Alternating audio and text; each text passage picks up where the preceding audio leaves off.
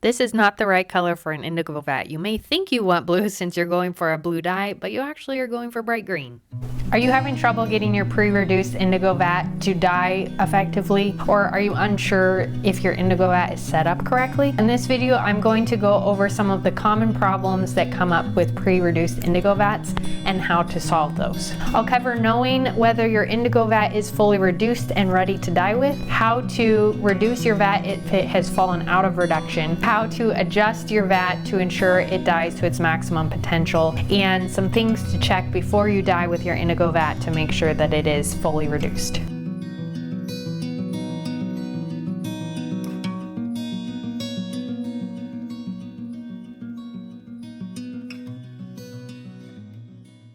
Hey Sugar Snaps, my name is Brittany. If you're new to the channel, welcome in. I am a basket weaver, natural dyer, and fiber crafts person, and I love sharing the skills that I enjoy here on YouTube and on my website, textileindy.com.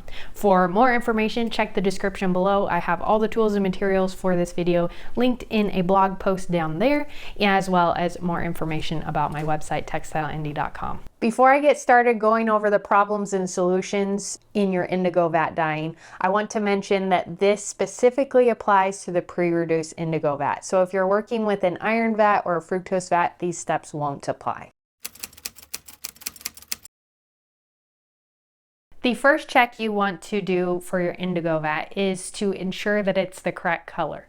So if you go and you do a test dip with your jar and the liquid is blue, then your vat has fallen out of reduction. You want your pre-reduced indigo vat to be a brilliant green when you do that test dip to indicate that it is fully reduced. So what falling out of reduction means is that the indigo molecule is no longer water soluble, so it's no longer going to adhere to the fabric permanently. It will wash away and crock over time, so we'll just rub off the material. The solution to this problem is to add some sodium hydrosulfite. So depending on how large your vat is, if you're working with a 5-gallon vat, you're going to add 1 teaspoon. If you're working with larger vats, 1 to 2 tablespoons you'll add at a time. So you're going to take that powder, dissolve it in hot water like we did originally, and then introduce that into your vat by stirring it in well to get it incorporated into your vat, and then let that sit for 15 to 30 minutes to allow the reduction process. You'll continue to add sodium hydrosulfite until you get that brilliant green color after the 15 to 30 minutes.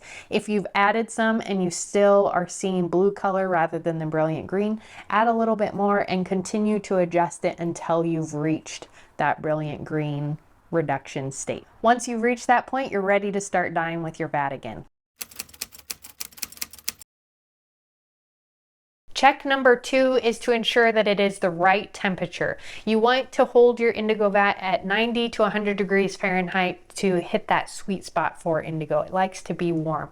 So check the temperature with the thermometer. I like using a digital thermometer because it does an accurate reading, but if you have an analog thermometer, you can use that as well. If your indigo vat starts to exceed 100 degrees for some reason, you risk the potential of burning the indigo and having it become ineffective as a dye. The solution here is to check your temperature with a digital or an analog thermometer to make sure you're within the 90 to 100 degree Fahrenheit temperature range. And if it has fallen out of that temperature range, you can either wrap your bucket or your garbage can with a bucket heater. These can be expensive, so I use an immersion heater, which is something you can put into the water to heat your bucket back up to its desired temperature. Or you can put your bucket into a pot, fill that pot with hot water to submerge the bucket, and that will eventually heat the bucket back up to your desired temperature. Once you've reached that 90 to 100 degree temperature range, you'll stir your bucket, allow it to sit for 30 minutes to just do some reduction and make sure that it's functioning properly, and then you can start dyeing with it. I have several indigo dyeing videos I've done recently here on my channel, and I've made it easy for you. I've created a page on my website with all of the videos I've done and all of the blog posts I've written on indigo dyeing, including the resources, tools, and materials, so that you can resource and find the tools and materials I'm using. So I've put the link to that in the description below. Check it out if you want more information on pre-reduced indigo vats. Check number 3 is to check for milkiness. Does the liquid in your indigo vat look opaque or have kind of a milky texture to it? What this indicates is that there's more sodium hydrosulfite than soda ash, so the reduction is off and the chalkiness of the sodium hydrosulfite has overcome your soda ash indigo mixture and shifted out of reduction. So we're going to add soda ash. So kind of like we did with the sodium hydrosulfite, you're going to add 1 teaspoon to 1 tablespoon of soda ash in some hot water, get that dissolved, and then add it to your vat, stir it in, and allow that to sit for 15 to 30 minutes to do its reduction. You'll check to get that green, brilliant green color, and if it's reached that point, you're ready to dye with it. If it hasn't, you'll add a little bit more soda ash, stir it in, allow your vat to sit, and then come back to it and check on it. It does take time and patience to get your indigo vat to a sweet spot, so there is a little bit of gently moving it towards reduction and not adding too much soda ash or sodium hydrosulfite, whatever you're doing to adjust it at one time, doing little bits at a time to make that reduction happen smoothly. So be patient, you'll get there eventually. And the 4th check is to ensure that you have enough indigo. So if your vat is looking grayish or doesn't have a whole lot of pigment to it, then that means that your indigo level has dropped because you've used it a lot. You will need to add more indigo to the vat to kind of re-up it, reinstitute indigo in order to dye with indigo. If your indigo vat is showing that it's weak, you're going to add more indigo. So grab your pre-reduced indigo crystals, add a few teaspoons, probably 2 to 3 more if you want a deeper color vat, and more if you're using a large vat. And you'll rehydrate that or wet it out with hot water so that the crystals dissolve in the water.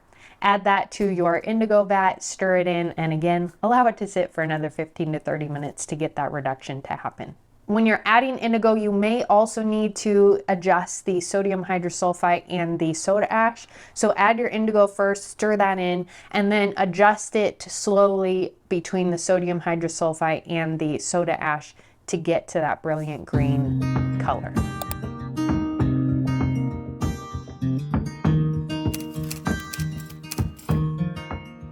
Now you know some of the checks for your pre-reduced indigo vat. It's become my habit to check these things before I dip anything in my indigo vats to ensure that it's healthy. You'll check for the brilliant green color to ensure that your indigo is indeed reduced. The temperature between 90 and 100 degrees to ensure it's in its happy place. Make sure it's not milky or have that kind of milky texture, and adjust your ingredients as needed, and then ensure you have enough indigo the liquid isn't a grayish color. Now once your vat has passed all of these checks and it's ready to dye with, you can dive in to dyeing your cotton and natural fibers in your indigo vat and start creating beautiful rich blues. Next week I'm sharing another indigo vat project. A little hint, it involves shibori. I'm very excited. Thanks for joining me in the studio today. Happy making. I'll see you in my next video. Bye.